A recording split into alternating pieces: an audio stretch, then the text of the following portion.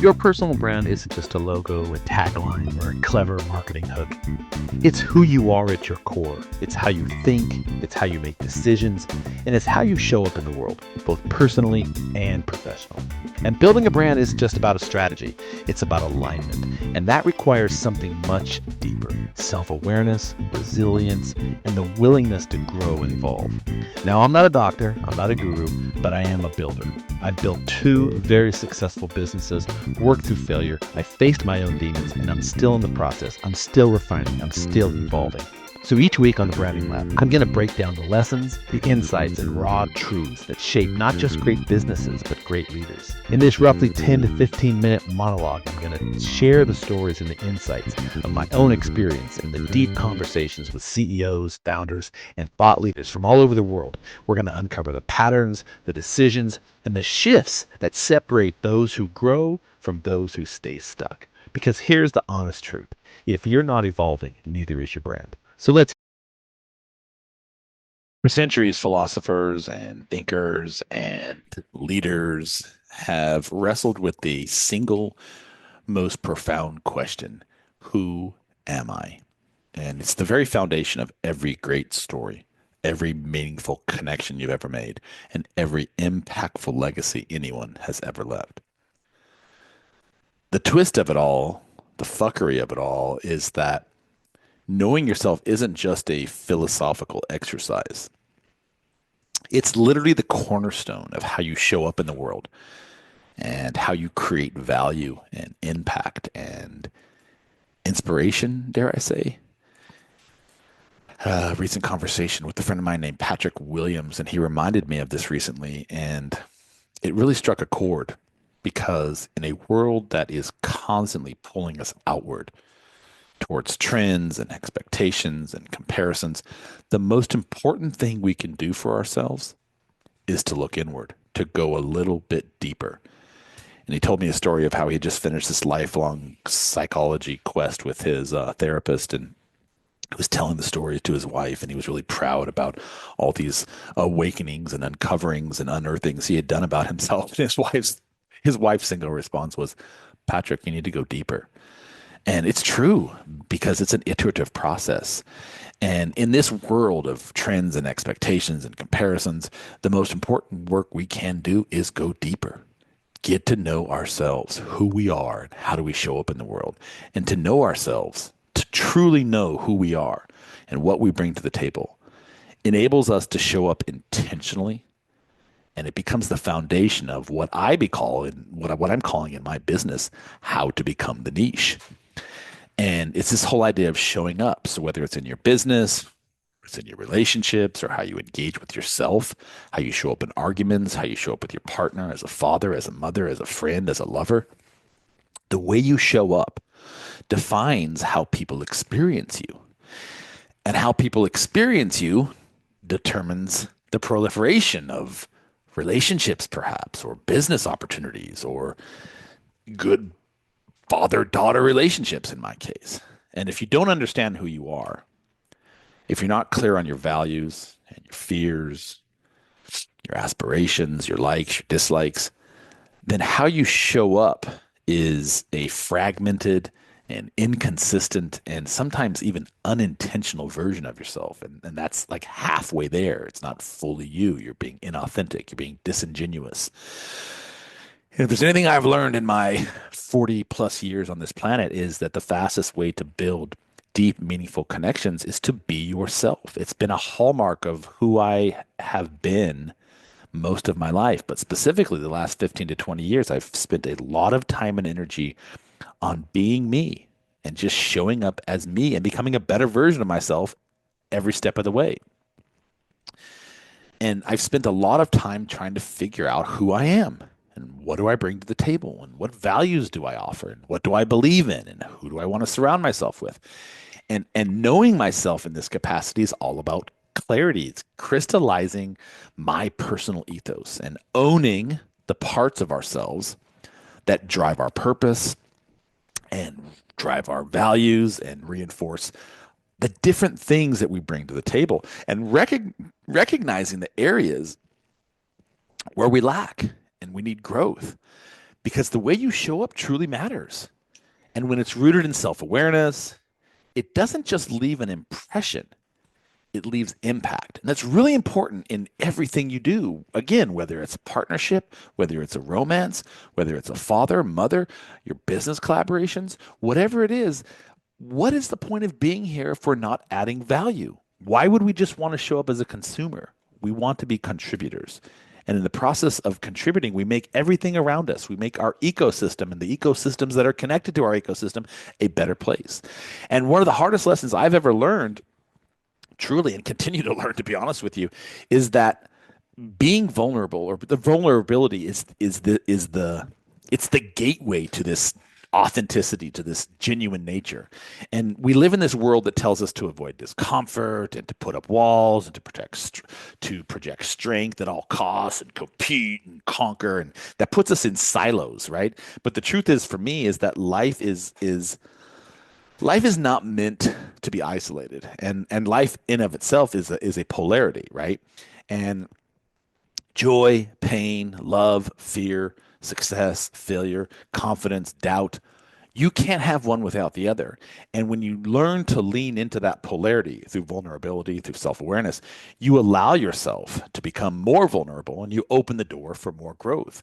Challenges beget opportunities. And if you can change your mindset around that and see that for what it is, challenges no longer become obstacles. They really truly become opportunities for learning and for growth and for expansion. And vulnerability doesn't make you weak, as my dad used to tell me. It makes you real. It makes you genuine. And as my therapist, coach, and confidant, Sam Hunter, said to me yesterday, being vulnerable and shedding tears is never something to be ashamed about. It's an opportunity for you to release something, perhaps, and step into something new. And I'm not saying it nearly as eloquent as she said, but it doesn't make you weak. It makes you real. And being real is what connects us to ourself. It's what connects us to other people. And it's really important to understand that. And this idea that I talk about all the time, if you've heard me before, this whole idea of becoming the niche, it's not about chasing trends or trying to fit into a market, or it's about stepping into your full power. It's about aligning who you are with how you show up. And you're not trying to be like anyone else, because your unique combination of strengths, experiences, and stories, passions and likes and dislikes, those are the niche. That's who you are. And when you project that, when you step into that, when you know who you are, other people become attracted to that. And that's how you sort of align yourself with the type of people and businesses and partnerships that you want to be aligned with. And if you think about the most impactful people that you've ever encountered, think about that for a minute. Just stop and sort of ruminate. Who are the most impactful people that I've ever been around? They weren't trying to be like everyone else. They were simply unapologetically themselves. And that's what you loved about them. They were unique. They were the rebels. They were the rogues, whatever you want to call them. They were still uniquely them. And that's why you liked them in the first place. And that's different for everybody, right? And that's what makes them unforgettable. That's what's going to make you unforgettable. When you truly know yourself, you are no longer competing with everyone else. You're creating. And that's a huge distinction. You're leading. That's a huge distinction. You're not following. You're inspiring. You're creating, you're leading, you're inspiring. And that's what becoming the niche means. And that's what knowing yourself means. And to become the niche, you have to know yourself. So it's not a destination. I really want to sort of, in this world of constant stimulation and access to everything and instant gratification, knowing yourself is not a destination. It is a lengthy process, and it requires a lot of discipline and dedication and self-awareness and consistency to step into that space. It's a journey. You hear people talk about it all the time. Fall in love with the process. It is a journey. Fall in love with the journey. And it's really being willing to sit with the uncomfortable truths and to be able to confront the areas where you fall short. And that means taking constructive feedback. That means surrounding yourself with people that are going to be honest with you out of kindness. I didn't say mean, I said honest with you. And to celebrate you for the strengths and the weaknesses that you bring to the table, and the eagerness, the courage to embrace the things that you don't do so good and become better at them and confront them. And it's a constant tug of war. It's a constant dialogue between who you are and who you want to become. And the more you dive into it, the better you get at it and the more you uncover. That's the fuckery of it, is the more you go into this space, the more you realize that there's a lot of different layers that need to be unpacked and re-engineered. And it's crazy, but it's worth it in the end. I mean, my life, there's an argument to say in the last 15 years or so has been a renaissance of sorts.